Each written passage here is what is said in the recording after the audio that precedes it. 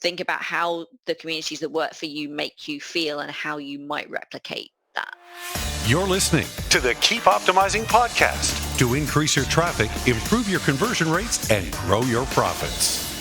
Hello and welcome. I'm Chloe Thomas, the host of this marketing-focused podcast. If you're not familiar with our format, well, each month we focus on a different marketing method or theory, like email or SEO or Facebook ads, and each week I interview a different expert to explore the latest advice on making it work for you. Before we get into that, this episode though, I do love to kick off a show by giving a little shout out to the listeners who are kind enough to take the time to post a review or feedback of the show. And I've got one of those to do today. I want to say a big thank you to Chris, who posted a Q&A response on Spotify. It's a new thing on Spotify. If you haven't seen that yet, please do respond and maybe you'll get a shout out too. So huge thank you to Chris. Our first ever Spotify Q&A response, which was on episode 153, and Chris said, I really enjoyed listening to this. It was insightful and informative. I'm new to the marketing area, so hearing from experts such as Natalie is very beneficial. She has a calm and pleasant voice. So huge kudos to Natalie there.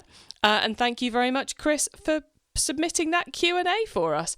Not much for me to answer there, but loving the review aspect of it.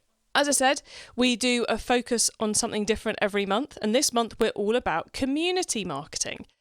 And as it's such a hard to grasp topic even, we're doing something in this episode we don't usually do. I'm interviewing an actual retailer rather than a supplier side expert about how they're using community in the business. So this is a case study of how they've used community to improve their business, their sales, their relationship with their customers, and much more. You're going to get a whole pile of tips on starting it up, running it, and a lot of things which I hope will bust some of the fears that I think we all have about creating community. So do make sure you listen right to the end of the episode, because at the end, my guest will be sharing some quick-fire insider tips to help you maximise the performance of community, and then I'll be sharing my take on it all, plus outlining some more free ways we can help you to improve your community marketing even more. So stay tuned to the end. It's finally live, Chloe's e-commerce club. Yes, my new free online club where the whole Keep Optimizing audience and our experts can come together. The point of the club is to help you all improve your e-commerce businesses and to help you solve your marketing challenges, learn more tactics, and much more. We are starting simple and focusing on that core aim of helping us all get through this challenging year in the best way possible. But we've got lots lined up for the coming months, and I'm sure we'll add more things into the club based on your needs and feedback. It really is a club all about you and supporting your business. And yes, I will personally be there hanging out and helping you Monday to Friday. So how can you join me in the club? Well, just go to keepopt.com/club. It's totally free to join, so come and join me and hundreds of our listeners at keepopt.com/club. In this episode, I'm chatting with community expert Janis Thomas. Janis is the e-commerce and marketing director at Look Fabulous Forever, the innovative cosmetics and skincare brand designed to meet the needs of older women. They are a UK D2C brand selling globally via a Magento site, and they've been running a community of their customers since March 2020. Hello, Janis. Hello, Chloe. Thank you so much for having me. It's great to be chatting with you again, especially such a tricky subject as community with an audience that, your audience, the older generation, which I suspect many people would think would be a nightmare to try and do a community with. So I think this is going to expand many people's thoughts on what community is and should be. But before we get into what you're doing right now, how did you get into community? How did you get into incorporating community as a part of the marketing for an e-commerce brand? Well, it's funny. I have actually been quite an advocate for community for quite a long time, that I think particularly when we talk about things like loyalty, I think to really generate genuine loyalty from your customers, you need an emotional connection. And I think community is a way of bringing an emotional connection. It is something that I've talked about at other brands, but we've never managed to get off the ground. So, kind of my first kind of real experience of running a community from a brand perspective has been when I started Look Fabulous Forever. I like that you're saying, you've talked about it a lot before, but never been in a position to make it work. And I think they're not the easiest things to start, are they? It's like you kind of have to have this persistence as the numbers grow. Yeah, I think that initial piece is difficult, and I think there's also a kind of, it's like, oh, how much resource is it gonna take up? Kind of, what is it gonna cost? Will it actually go anywhere? What's the benefit to the business? Kind of all of those questions tend to kind of fly around. We'll maybe get into some of those as we go through this chat, but let's talk about the Look Fabulous Forever community. Why did the community come into being? What led to it being created? We'd actually had discussions on and off for quite a long period of time about whether community was something that we should do as a brand. And in March 2020, when we went into lockdown for the first time, our founder, Trisha Cusden, recognized that our customers were going to be disproportionately affected, that the vast majority of our customers are retired. So suddenly, overnight, their lives had previously revolved around things like families and grandchildren, or volunteer work, or meeting friends for coffee and lunch, and kind of all of that social interaction literally went away for them overnight, and they were left, many of them, feeling very isolated. They were being told that they were vulnerable, kind of all of these things. And Trisha, it was a really emotional thing that she was like, I need to help my customers. So she said, right, we are going to set up a private Facebook group where our customers can come and talk to each other, and that it's really there for them. And if it benefits us as a business as a result, that would be nice, but that's not the primary reason why we're going to set this up. The COVID lockdown impact kind of, we're going to stop talking about this, we're going to stop procrastinating, we're going to stop trying to make it this big, crazy, complicated community thing. Let's just do a Facebook group, see what happens. Yes. And obviously we're 3 years on and it's still running. But so clearly the customers liked it to some degree. But did you see an immediate uptake in that? Were they just, yes, we want to be here? Yes, we definitely did, because I think that Trisha Trisha is our kind of target customer. So what Trisha was experiencing was what our customer was experiencing. And it wasn't just, oh, we're going to open the doors to this thing. As part of it, Trisha also said, every day at 4:00, I'm going to put out a video talking about how I'm feeling right now. So we called it Tea Time with Trisha, 4:00 every day. Trisha's going to be there with a video talking about how she's feeling. And that was a way for our customers to engage with us. So we were sending that out via email to our entire base, but then we also had the community alongside it, so that if people wanted that interaction, they had that place to go to get that. Got you. Because I was going to say, how did you invite them? Did you invite everybody? And it was, I'm guessing they got an email going, here's Trisha's tea time for Tuesday. If you want to discuss this, head to the Facebook group. So it was kind of an added benefit. Yes. Yeah, absolutely. And it's kind of that.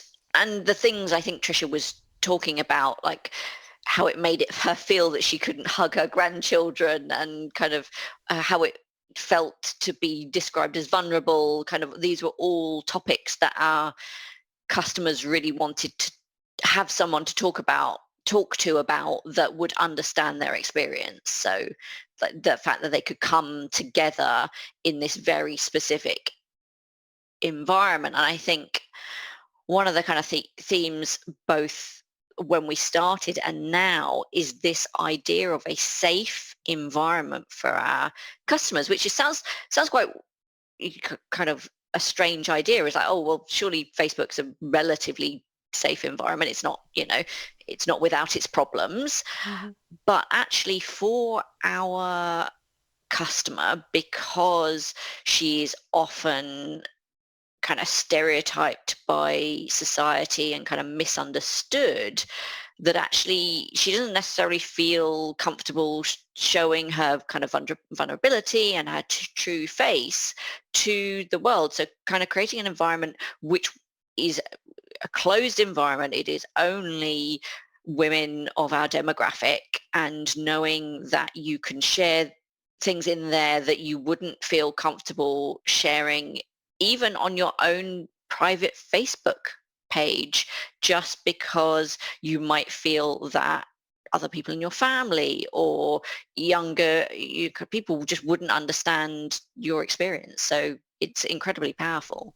I think that's a part of any community where we stumble into in any format, is there's that ring fencing of ideas and approaches and mindsets. I might have the same conversation with people at a conference, an e-commerce conference, that I might have at my Pilates class, but there's different expectations of what sort of comeback you might get and what sort of discussion it might provoke in those different environments, even though you're saying the same words. So I think that makes a lot of sense as a safe space. So you mentioned what it is now. Obviously, then it was a private Facebook group. Is it still as simple as a private Facebook group, or is it morphed into something else? So it is fundamentally a private Facebook group, but kind of what that means now is very different 3 years on than particularly it was during COVID. So for example, there are in-person meetups that, kind of people who have met through the group now go, and meet up socially and then post those pictures back to the group and kind of invite each other out to things. And, we had something recently where somebody was going to have an open house and, kind of all of these things that it's got an added dimension of the in-person element that it wasn't possible in COVID, but it was partly because of the time that it's existed and its genuine friendships have evolved. And is that something you've seeded, you've pushed, or is it something that just organically happened because you had a load of women in a group on Facebook who were of a similar age with similar challenges? It's a little bit of both, that it has happened organically, but because that's something we're very keen on, we have encouraged it. So particularly Trisha tries to go to as many of these meetups in person as she can, because that's really nice for the group to meet her in person. We've set up some kind of technical things that help them, like, okay, if you want to meet up, then these are the steps we suggest that you take to do it, and kind of those sort of things. So it is, while it's happened organically, we've very much tried to foster it as much as we can. It's quite a light touch as well, isn't it? It's not, we're going to bring along the banners and the marketing team and this, that and the other. No, Trisha will come and if you want to do one, here's an easy guide to how to do it. Yes. And set it up for success. I suppose, like everything with community, you saw it evolving, and then you saw how you could help, rather than go, how can we consume this and turn it into a sales event, which I think some people might fall into that trap. Yeah, and I think that's part of the reason why we still see so much engagement with the group, is that the members still genuinely get something out of it, and we're not just trying to milk it for money. And back at the very beginning of it, obviously there was the one post a day that you were putting up with that video with Trisha about how she was feeling during lockdown. It's 3 years on, it's clearly got a life of its own as a community.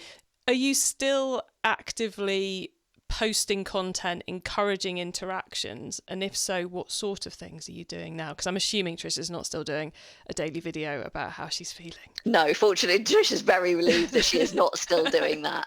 But yeah, I think that interaction is still really crucial, that we will probably around once a month, we'll run a kind of content-led competition. So we've just run one recently, which was about pink. Show us your pink outfits. And that was hugely successful. We had over 100 entries of people, putting their, pink outfits on and talking about how they made it feel and what particular shade of lipstick they would wear with their pink outfit and kind of all of those things. And right now when we're recording, Trisha is on holiday. which is holidays are always a big topic within the group. And, you know, Trisha posting, oh, I've gone on holiday, and kind of the group gets to kind of follow along with Trisha on her holiday. And those posts, we've got like, she put one out last night and it was like 500 likes to the post just saying, hey, I've arrived at my destination. Wow, that's it. Do you think it's possible to do a community without a figurehead like Trisha leading it, especially on a social media platform? Yeah, absolutely. I think, you know, kind of the other things that we do to interact with the brand, we still get a lot of interaction, and we see not just Trisha, but we see very active members in the group would get a similar level of interaction with their, you know, I'm going on holiday post. So it's not unique to Trisha. You get kind of people who are almost like famous within the group. There was a story recently about somebody who she'd been posting pictures of her holiday, and one of the other members of the group knew someone else who was on holiday with her at the same time and said, oh, is that you? Because, you know, I think you're on holiday with my friend, sort of thing. Wow. So, I mean, it's clearly a very active community, a very positive community. You've already mentioned ways in which it's tying back subtly to product, because, you know, which lipstick shade would they wear with the pink outfits, which I'm assuming what makeup are they taking on holiday, all that kind of stuff it quite naturally comes into it. How is it working for the business now 3 years on? I mean, how much effort is being put into moderation? Can you track results from it, or is it just a feeling that this is good for the business? I joined the business in May 2020. So the group had been going about 6 weeks at the point that I joined, and I was like, oh, this is very nice. We clearly want to do it for our customers. It's great, but I'm not sure what the business value to this is going to be. And about the same time, I was really clear I want to be able to understand customers better, not just on this kind of one-to-one level that we have with the community, which is absolutely amazing, absolutely invaluable. But I want to kind of benchmark things like, to what extent do people know about our USPs and kind of all of these things. So what the community has been part of that survey, which we now do quarterly. So we've done every quarter since June 2020. And one of the things that we ask is about membership of the group and awareness of the group. And that first survey coming back, and there were two really, really interesting points of data in it. One was the NPS score for people who are part of the group is much, much higher than people who aren't. So we know that people who part of the group, part of that participation means they are more likely to recommend us. And I was just looking at the data from our last survey, and overall our customers, 73% of our customers have recommended us to somebody. So that's not just the NPS score, they have literally recommended us to somebody. And people within the group, 80% of them have recommended us to somebody. So that participation means they're much more likely to advocate for us. And what I think I found most surprising was that people who know that we have the group but have chosen not to participate it for any reason, that they're not on Facebook, or, you know, that's not their kind of thing, or what have you, their NPS score is almost as high as people who are part of the group. So just the fact that our customers know that we do this for them makes them more likely to advocate for us. So the piece around advocacy and how it makes our customers feel about our brand is something that we can say that solidly is growing our business. So that's one piece in terms of the kind of value to us. In terms of the kind of more cost, kind of what does it cost us to run it? The group self-moderates to a very, very large extent. That I think there were some squabbles early on, and because of those, they know that there are certain things they shouldn't talk about, politics being like one of the big ones, that they tend to know that there are certain topics that are quite sensitive, so let's not talk about them. We do very, very occasionally have things that are just more than anything not in the spirit of the group, that because it is this safe space, because these are women who wouldn't normally feel comfortable sharing a selfie on anything outside the closed group. And they do that because they know there's an absolute outpouring of love and support. So if there's ever anything that isn't within that, then we will step in and kind of moderate it. But I would say like that's like once every couple of months or something. It's very rare that because the group care about each other and they value the group, therefore they behave in a way that is appropriate. So from a resource perspective, it isn't very time consuming. And from a value to the business, being immersed in our customers' lives is so valuable. That I had a new starter join the company on Monday, and one of the first things I said, do you have Facebook?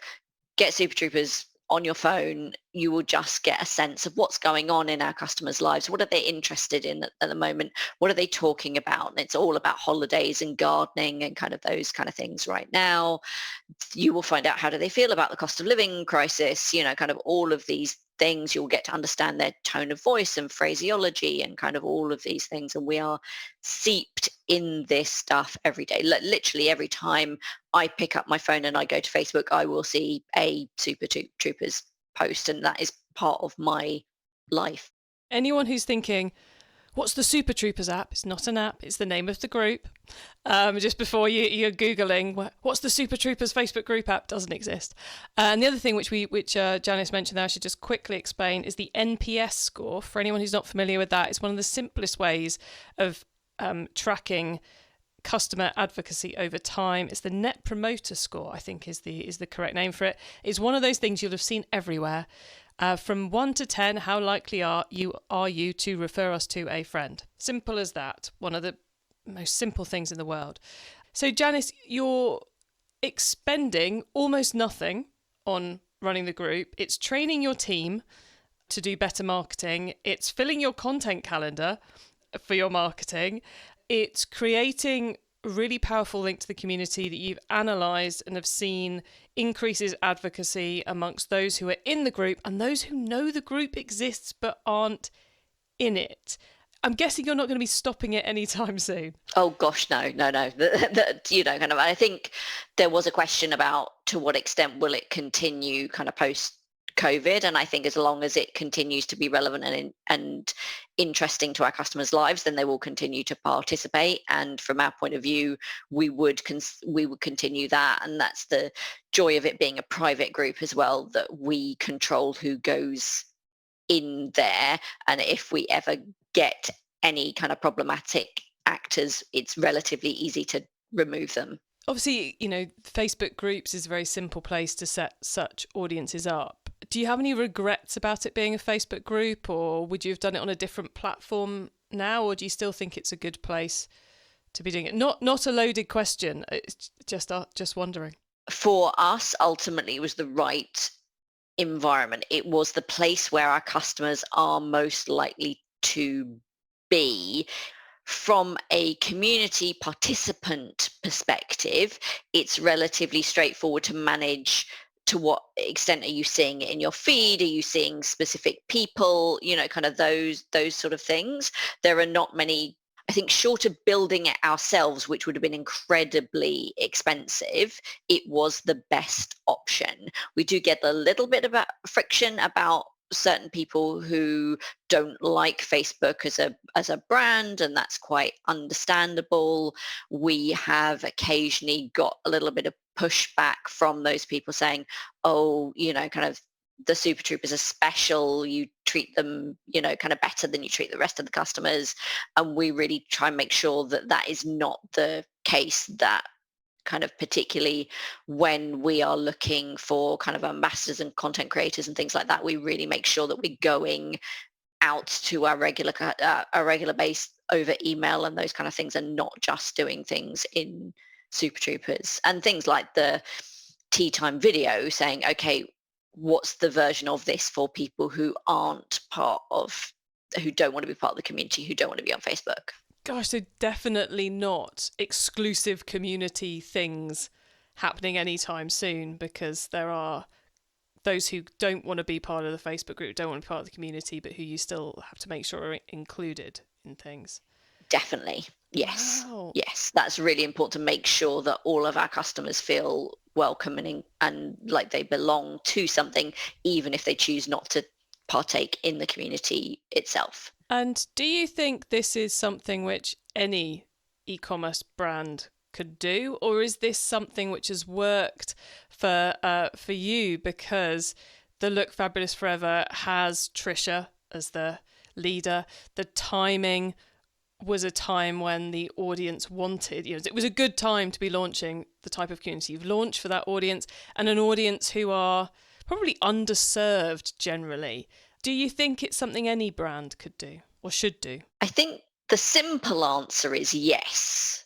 The more complicated answer is, well, it's very, very dependent. And I think it comes down to two questions, which is, why are you doing it as a brand? What is in it for you? What are your objectives? And the other is, what is in it for the customer? Why would they join? What is the benefit to them? And those two things have to intersect. The reasons why you do it have to work with the reasons why your customers participate. If you're pulling in two different directions, it is not going to work. That makes an awful lot of sense. You've given us all a lot to think on here, Janis. So thank you so much for sharing everything you have so far about the Look Fabulous Forever community.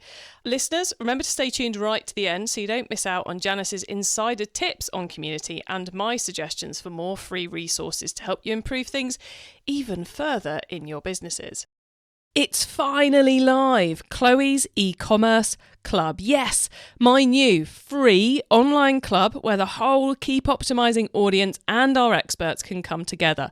The point of the club is to help you all improve your e-commerce businesses and to help you solve your marketing challenges, learn more tactics and much more. We are starting simple and focusing on that core aim of helping us all get through this challenging year in the best way possible. But we've got lots lined up for the coming months, and I'm sure we'll add more things into the club based on your needs and feedback. It really is a club all about you and supporting your business. And yes, I will personally be there hanging out and helping you Monday to Friday. So, how can you join me in the club? Well, just go to keepopt.com/club. It's totally free to join, so come and join me and hundreds of our listeners at keepopt.com/club. Okay, Janis, so far we've gone deep into the Look Fabulous Forever Super Troopers community. Now you get to wow us with your insider knowledge about the whole of community. So for the following questions, your answer can be anything to do with community, which of course includes everything we've already been talking about. Janis, are you ready for these? Yes, I am. Okay, let's start with newbie advice. If we've inspired someone to take that first step, what do they need to know to give themselves the best chance of success? I think it comes back to that why. Why are you doing it? Kind of what are the business reasons? What are the benefits? What are the parameters that you're going to run it on? And why would the customer do it? And I think if you can get good, solid answers to both those questions, then, go ahead and take the plunge. But if you are not absolutely certain on those two, then you need to do more work on that before you get started. Excellent. Okay, once you've started, of course, you've got to keep optimizing. So what's your favourite way to improve performance? You've got to keep working at it. You've got to keep providing activities for the community to participate in that. As active as our community is, it's really important that we are shaping the kind of tone and the cadence and things like that by the certain things that we are putting into them. The nature of our community is people will recommend us to people who have no idea about the brand. So we need to periodically, not in a very overtly commercial way, but we need to be bringing it back to the brand on a regular basis. Otherwise we end up with people who say, what is LFF? What does LFF stand for? And it's like, Look Fabulous Forever. We are Trisha's Super Troopers. Trisha Custon is the founder of Look Fabulous Forever. So keeping that, you can't, even a really engaged community, you need to keep managing it and kind of involved in it. Excellent. So all about the content, and I guess sticking back to that really clear view of why it's created, the parameters of it and so forth. Now, if someone listening wants to learn more, is there one cheap or free resource you'd recommend? Yes, and that is be human, be yourself. Think about the communities that you are part of, and fundamental to them is this feeling of belonging. And what do the communities that you feel part of, how do they make you feel that you belong to part of this group? And like putting your human hat on rather than your, I am a marketeer, I am trying to do this for my brand. Think about how the communities that work for you make you feel and how you might replicate that. Nice. Good advice, and very free as well. Definitely beyond cheap into the free realm there. Finally, it's crystal ball time. What's coming up in the next 6 to 12 months that we should be getting ready for?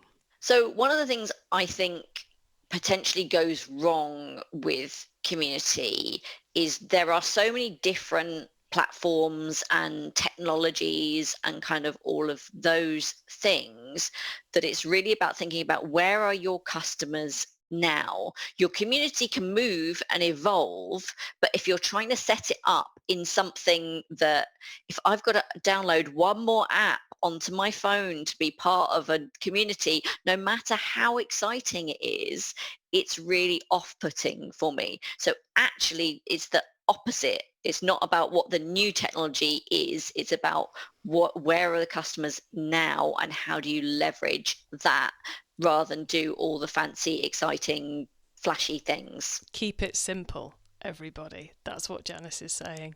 Janis, thank you so much for all your advice here. It's been really awesome picking your brains. Before we say goodbye, could you please let the listeners know where they can find you and Look Fabulous Forever, please? Yes, so we're lookfabulousforever.com. So if you have women in your life that are in their 60s, 70s and 80s, I am sure they would appreciate a lovely, thoughtful gift from our website.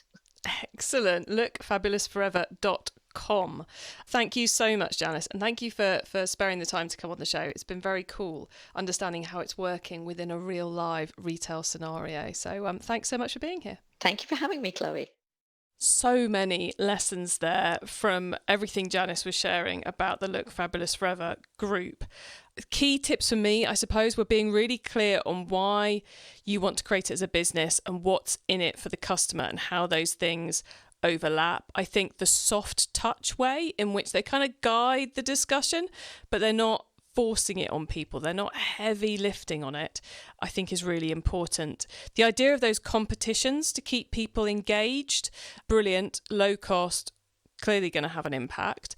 If you're not already doing customer surveys, quarterly customer surveys, clearly a good idea, very easy to do. Lots and lots of free technology out there that you can use it. And if you include something like the NPS in there, so score of 1 to 10, how likely are you to recommend us to a friend, you then get how that changes over time. And like Janis has been able to do, you can segment the people who are in the community versus the people who know about the community. How does that change their behaviour versus those people who don't even realise there's a community? So there's definitely a way of tracking, not down to the pound, shillings and the pence or the dollars or the euros or whatever currency you're working in, but there's definitely a way of tracking the impact on the business of this. And then finally, I think Janis's point on make it easy for the customers to join that group. Where are they already? So don't feel like you have to go and build a forum on the website if that's not the right place to do it. Janis has also previously been a guest on our e-commerce master plan podcast. So if you want to hear a bit more about how they're growing Look Fabulous Forever, then go and have a listen to e-commerce master plan podcast episode 404. You can get the links to everything we discussed, the full transcript of the episode, important notes and more at keepoptimising.com, or use our direct episode short links. That's keepopt.com/the number of this episode. Put that into the URL bar and you'll go straight to the correct page of the website. And when you get to the website, please add yourself to our email list so you don't miss out on any of the many other things I share to help you improve your marketing and your business. Thank you so much for tuning in to this episode of the Keep Optimising podcast. If you've enjoyed it, then do check out episode 159, which is the first in our community series, where we're talking about word of mouth, because I think that will help you build on what you've learnt in this episode. And if you use the short link, keepopt.com/community, you'll go to the community page on the website where you'll see a few more past episodes that we've pulled together for you that are linked to this community topic. Please do tell your fellow marketers about the show, because I want to help as many marketers as possible to improve the performance of their e-commerce marketing. You are listening carbon guilt-free because this is a carbon positive podcast, which means we've bought the carbon credits to offset all our production, distribution, and you listening to this show. So you've just listened to this episode and all our episodes carbon guilt-free. So binge away on all that community content. Binge away. Have a great week and make sure you listen to the next episode so I can help you to keep optimizing your marketing. Access everything Keep Optimizing at keepoptimising.com. That's with an S, not a Z.